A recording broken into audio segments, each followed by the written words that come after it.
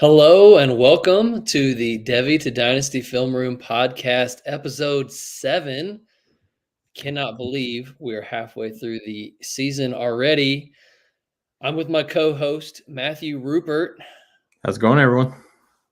and we are down Matt Jackson once again. So last week he was celebrating his wife's birthday. This week he's celebrating his 5-year anniversary. So congratulations again to Matt Jackson for once again being a good husband. And yeah, so let's get right into it. We had a big week on the college side, a couple of really big games. First one being Oregon and Washington at 3:30. Is there any particular players that stuck out to you in that game? Yeah, so I mean, this was a massive game for Devy, right? We had big names on both sides of the ball. Oregon, you got Bo Nix is a top 5 probably quarterback in the 2024 class. Bucky Irving is rising up my rankings. I'm going to talk more about him in a minute. Troy Franklin is probably a top 5 or 6 wide receiver in the draft class. And then on the Washington side, you've got Michael Penix is a big name in the quarterback class, and Rome Odunze is again probably a top 5, 6, 7 wide receiver in the class. So just huge game. These two teams are Pac-12, so they're usually playing really late at night, and a lot of people on the East Coast got to really watch them and watch these players for the first time. And it was a great game. I mean, Oregon was up late, 33-29. Franklin had this huge one-handed catch that looked like it was going to seal the game for Oregon, but they went for it 4th and 2 at midfield to try to end the game. Like if they get a first down, it's over, but they didn't get it. So Washington gets the ball back at midfield with 2 minutes to go. Penix came up clutch with this touchdown to Odunze, just incredible body control, boxed the guy out, jump ball. They take the lead, but it only took them 2 plays to score. So they left a minute 38 on the clock. Nix goes and leads Oregon down for a 42-yard field goal attempt to win the game, or rather to send it to overtime. But it was no good. Washington wins 36-33. So it's an exciting college football game. And all the big Devy names had big games. They were all up, making big plays and big moments, which was really fun. So you love to see that. You love to see that. But Bucky Irving, I mentioned him earlier. He probably impressed me the most. He's a little guy, so I think he's listed at like 5'10" and 195 pounds. And then there's always the question of if he's listed at 195 in college, is he going to actually weigh in less than that when he gets to the combine? So we'll have to see how that goes. But man, to me, he just really looks like an NFL player. Similar to what I saw out of Tajay Spears last year, he just absolutely makes the first man miss basically every time he touches the ball, whether it's a rushing attempt, whether he's catching it on a screen pass. Like whenever he touches it, the first guy to get to him, he makes that guy whiff and tends to pick up extra yards because of it. And so his elusiveness is insane.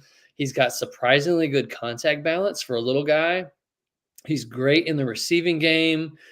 And so in what's looking like a little bit of a rough running back class, he's one of the few guys that impresses me every single time I turn on the tape. He had over 100 yards rushing in this one with a touchdown, a number of receptions, and he does it basically week in and week out. So I'm not going to be surprised if, when all is said and done, if Bucky Irving ends up being a top 5 running back in the class for me. Very nice. I feel like it's kind of become a trend where we see a lot more of these smaller running backs have like really good contact balance, and then they have the crazy acceleration and elusiveness, and that's how they're able to win at the NFL level. They're really fun players to watch. So yeah, I think that's a great point. I mean, like when you look at current guys succeeding in the NFL, I mean, James Cook, everybody said he's too small. He's producing for fantasy right now. Devin A-Chain, everybody said he was too small. He was blowing up before he got hurt this year. I mean, you could keep running through the list.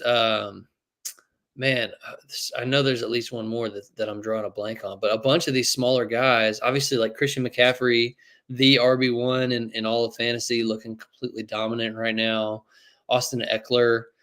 Yeah. Uh, Even so Spears isn't a a big guy lot of either. these smaller guys, but even more recently, like these sub 200-pound guys are starting to break the mold a little bit. And I think the NFL is just heading that way. Like the bell cow 25 touch a game guys kind of going extinct.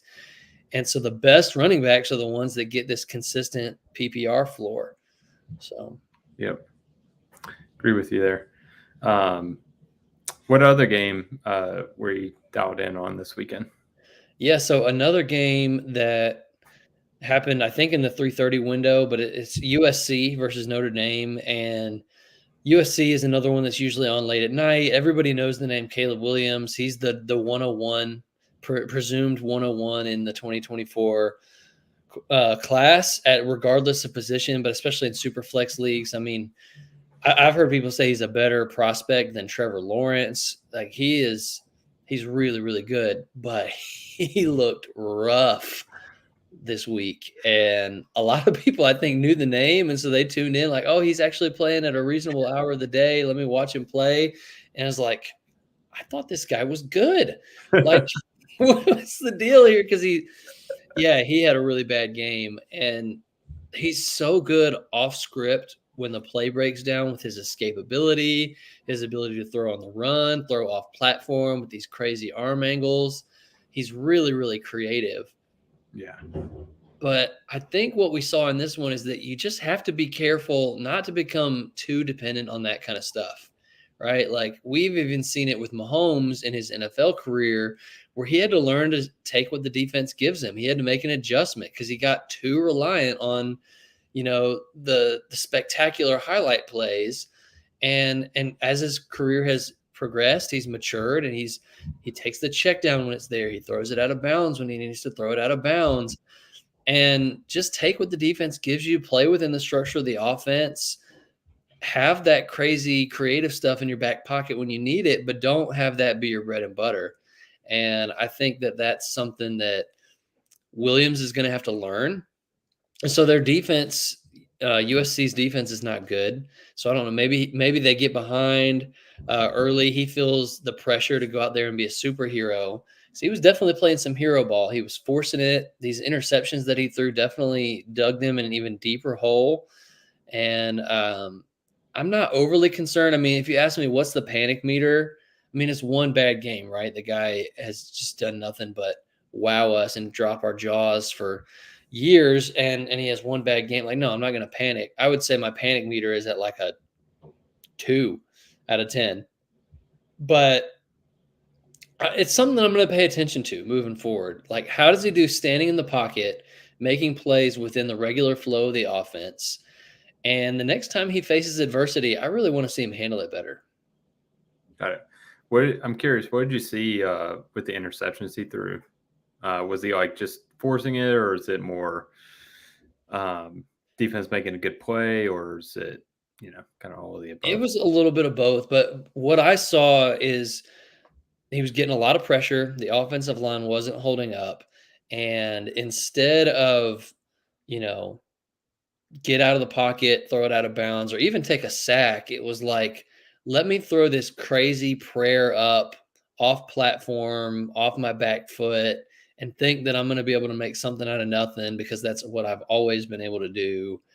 And it just kind of bit him in the butt this game, and put his defense in a really bad position where they now have really bad field position, and they're already not a good defense. And so now you're down multiple touchdowns. And so then the pressure mounts on the offense. Every time they touch the ball, you feel like you have to score to catch up. And it just really, really early on in this one, it snowballed on him. And I think he tried to play too much hero ball to pull his team, put his team on his back, pull them up out of the hole, and it just backfired on him.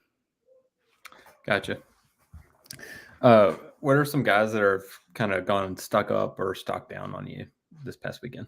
Yeah, so stock up. I mentioned Bucky Irving. I won't say more about him because I already talked about him for a while. But yeah, he's a stock up for me. And then a stock down, I'll say Dante Moore. He's a true Really? freshman quarterback at UCLA. And he started off super hot with a 7-1 touchdown interception ratio. His first 3 starts, the team went 3-0 in those games.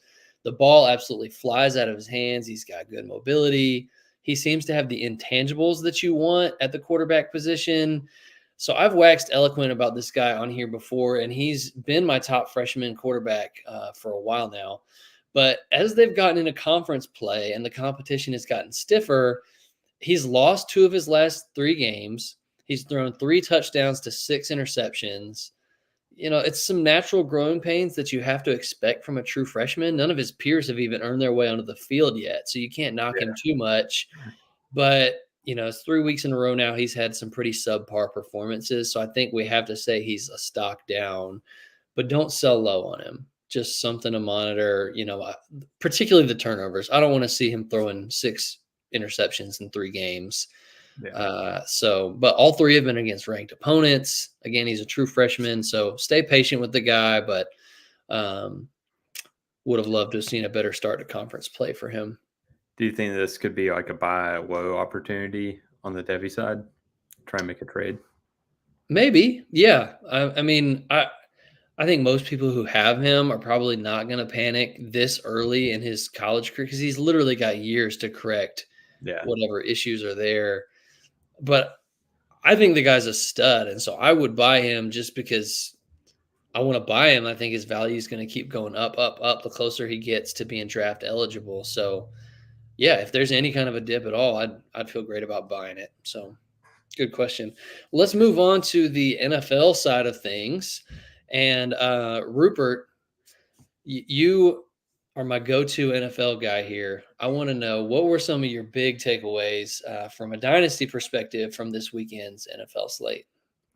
I don't mean to toot my horn here a little too much, but after seeing Christian Kirk explode last year and watching some games and just kind of seeing a completely different player than the one I saw in Arizona, I bought multiple shares, and then I continued to buy it in the offseason.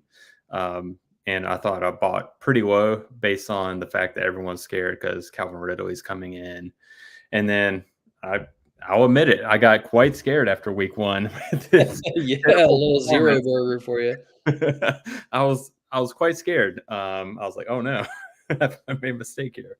And Calvin Ridley just went bananas. But ever since then, I don't know how many people are talking about it, but Christian Kirk is gaining more targets, scoring more points than Calvin Ridley is, and it's not really that close. I still see the same player I saw last year. Like, he's getting open because he's just so quick in and out of his cuts. And he's just shown like a much better ability to kind of catch contested balls, make those like weird, contortions for like back shoulder catches and things like that. And he's definitely just shown that he has Trevor Lawrence's trust.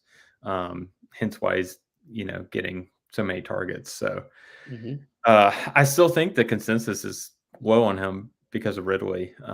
There are multiple mouths to feed in that offense. Evan Ingram as well as, gaining a pretty large target share. But I think Trevor Lawrence is just that good that he can feed 2 to 3 mouths in the passing game easily.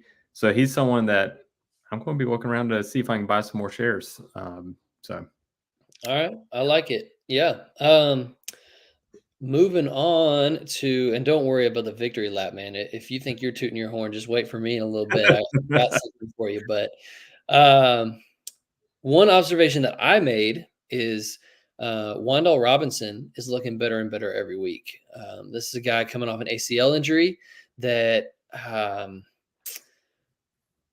mean, he missed the first few weeks of this season, and then when he came in, obviously a little bit of a snap count and get him on a pitch count. So yeah, week after week, I just see him getting more and more involved in the flow of the offense. He's very, very quick in and out of his breaks. He looks like he's got his explosiveness back.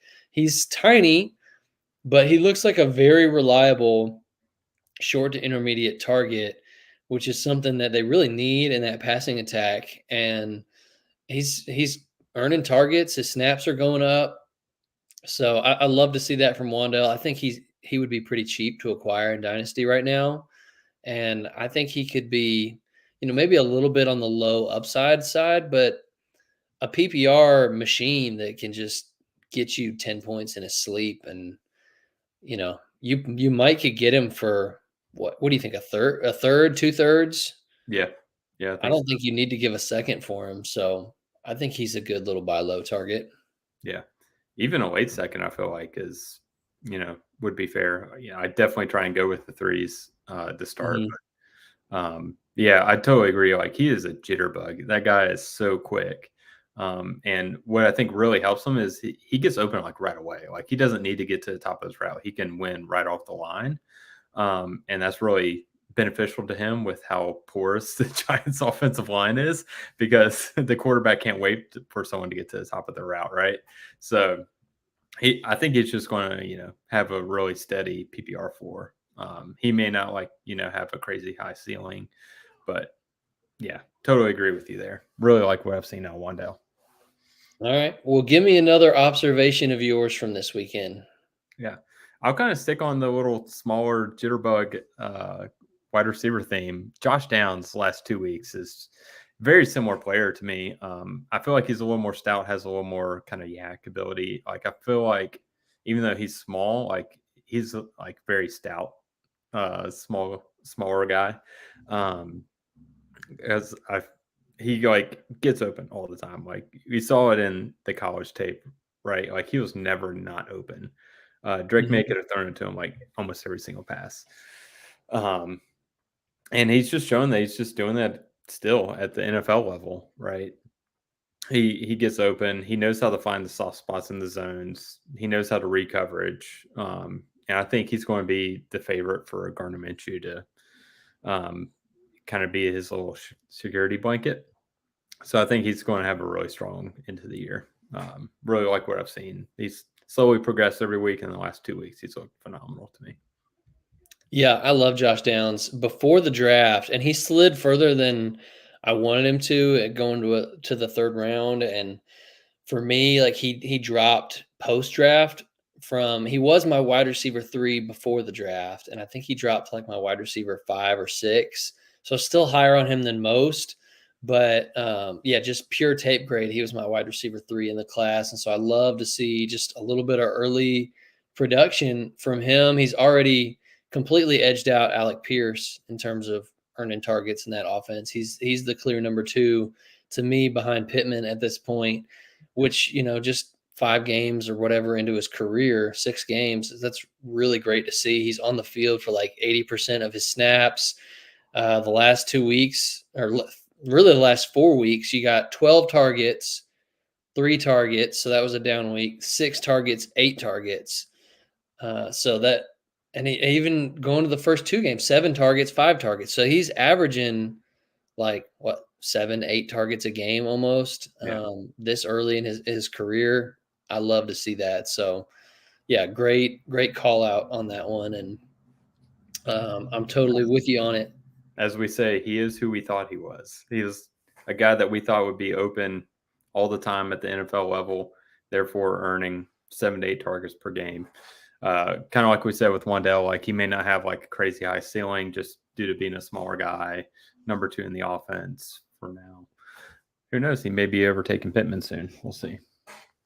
Yeah, I don't know about that, but all he needs is some touchdowns to come his way. He's got 1 touchdown on the season, and it was this week. So the PPR floor is there, and all he needs is some touchdowns to come his way for the upside to really come in. But um, I'll go to another game for my next NFL observation, and I'm going to say that Lamar Jackson in London looking kind of sus.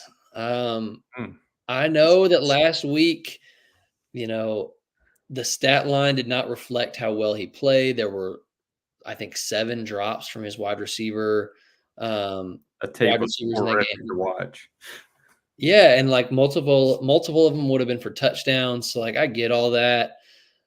This week though, I mean his accuracy was all over the place, and maybe even more concerning from a fantasy perspective, he's still an above average rushing threat. So don't mishear me in that.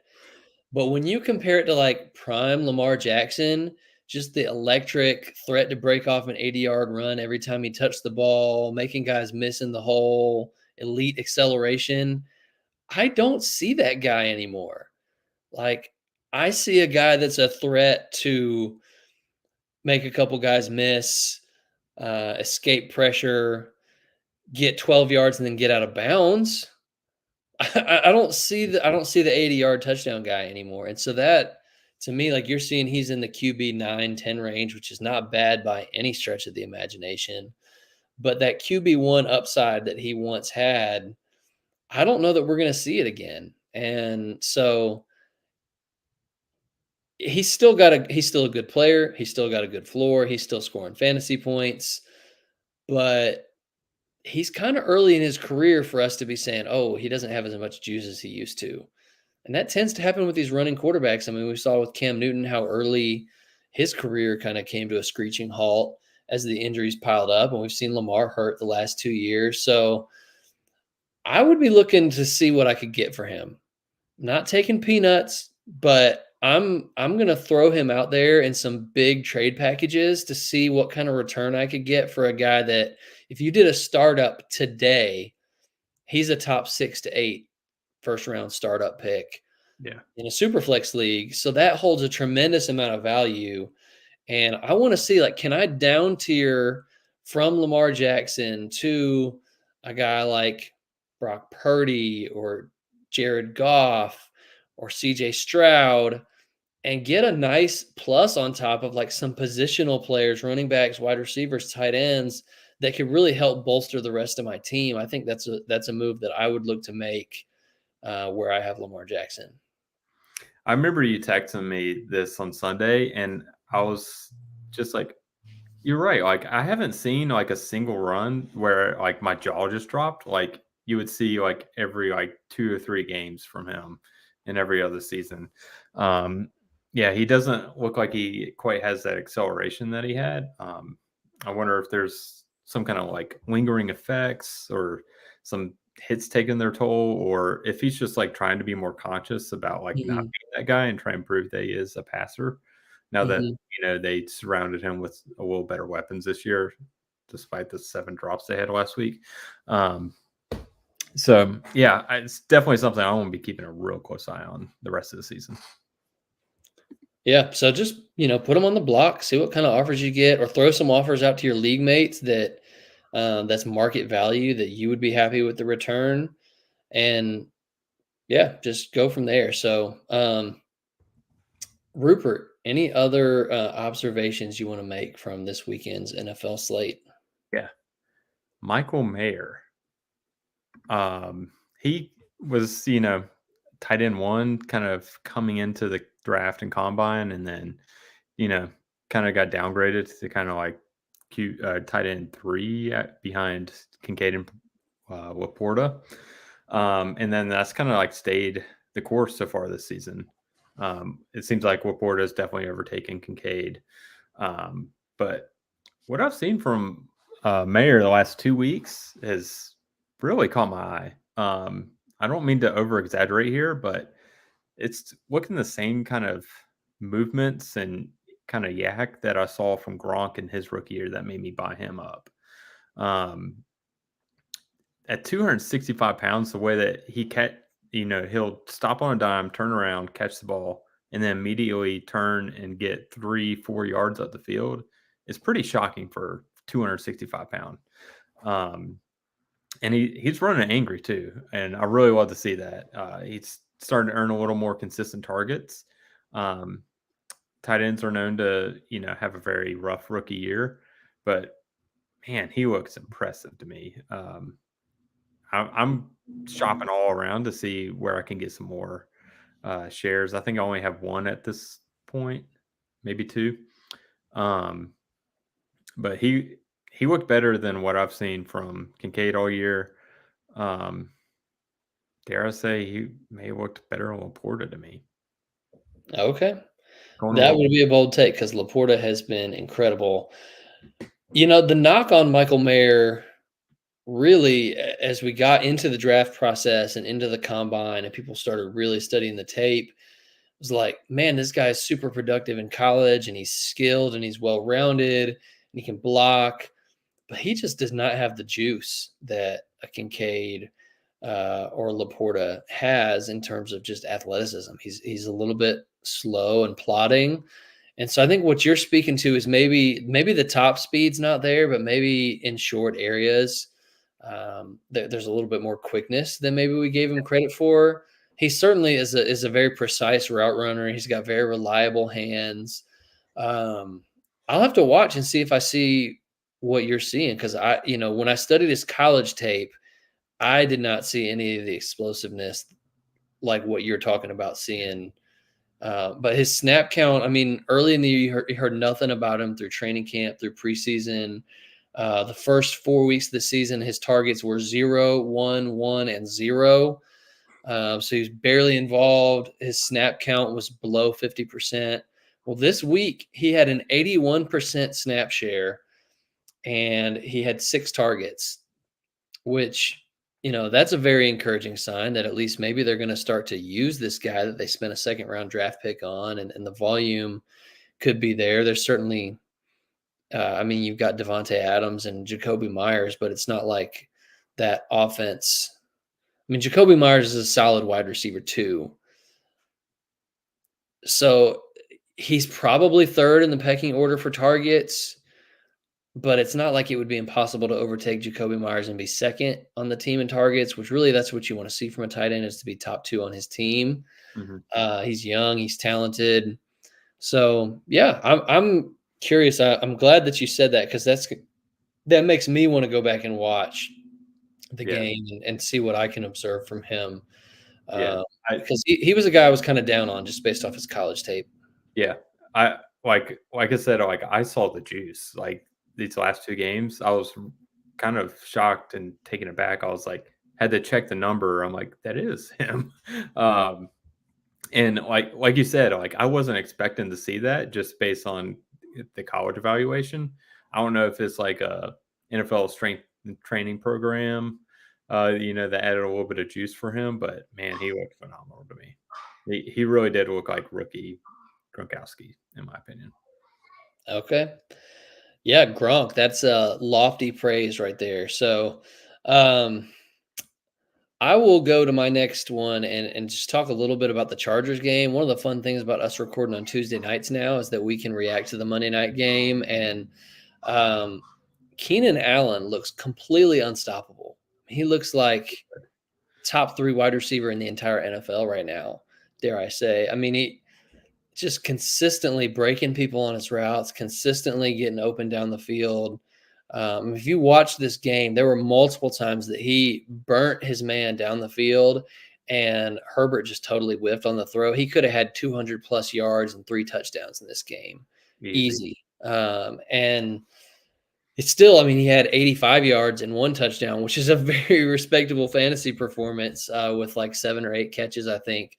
But he could have had a much, much bigger night. And so Herbert, I'm not panicked. I mean, like, he did look a little questionable to me in this one. There were multiple times that Eckler was open on a check down to get an easy first down, and he forced it downfield when it wasn't there. And then there were times that it was wide open downfield, and he just sailed it 10 yards over Keenan Allen's head, and it wasn't even close. And so I'm like, I don't really know what was going on with Justin Herbert on Monday night, but everybody's entitled to a bad game once in a while. We know who Herbert is, so I'm not worried about that. But Keenan Allen just continues to ball out. And so if you're on a contending roster, you got to go put in an offer for this guy. I mean, send your late first. I think he's worth it. I think he can get you over the top, especially with Mike Williams out. Like, you're just going to continue to see this monster target share week after week after week. And he's going to be reliable and he's going to have massive upside too. So Yeah. that's worth its weight in gold. Yeah, I think we talked about this week too. Like, he looks so fresh and healthy. Um, God, he has one of the nastiest double moves to get open deep down the field. The way he can stop and then start again on his routes is unlike very few people in the NFL. Yeah, buy him if you're a contender. Buy him, buy him, buy him. Yeah. And I mean, he had the hamstring issues last year. Everybody thought maybe he's going to be washed. Not the case at all.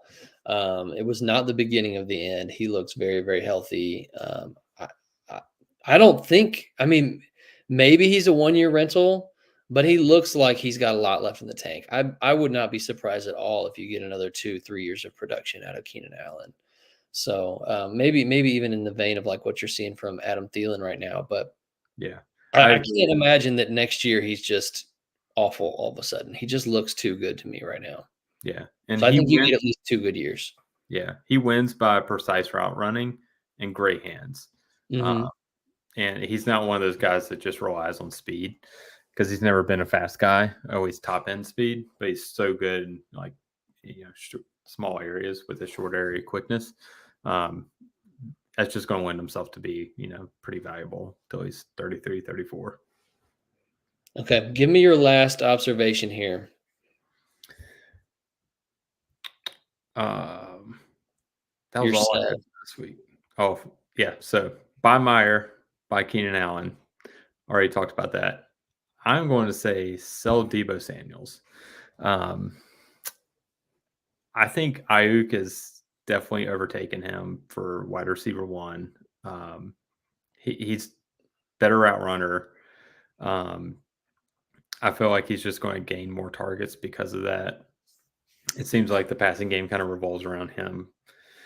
And what gave him such big upside in the past was like his added ability with like rushing and playing out of the backfield, which he can still do some, but they're not going to be doing that much anymore because they got Christian McCaffrey. So I Mhm. think like the days of like viewing him as like potential top 5 fantasy wide receiver is kind of over, but I still think that people still value him pretty similar. Um, just viewing a very high upside.